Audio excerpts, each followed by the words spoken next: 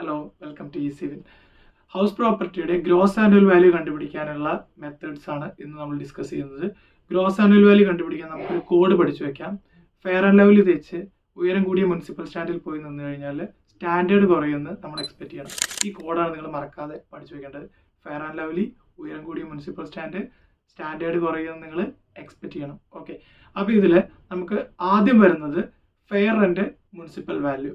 Fair ആൻഡും municipal വാല്യൂയും compare ചെയ്തിട്ട് നമ്മൾ എടുക്കുന്നത് വിച്ച് എവർ ഈസ് ഹയർ ആണ്. വിച്ച് എവർ ഈസ് ഹയർ എടുത്തിട്ട് ആ ഒരു റിസൾട്ടിനോട്, ആ ഹയർ ആയിട്ടുള്ള റിസൾട്ടിനോട് നമ്മൾ കമ്പയർ ചെയ്യുന്നത് സ്റ്റാൻഡേർഡ് റെന്റ് ആണ്. സ്റ്റാൻഡേർഡ് റെന്റ് കമ്പയർ ചെയ്തിട്ട് വിച്ച് എവർ ഈസ് ലോവർ എടുക്കുന്നു.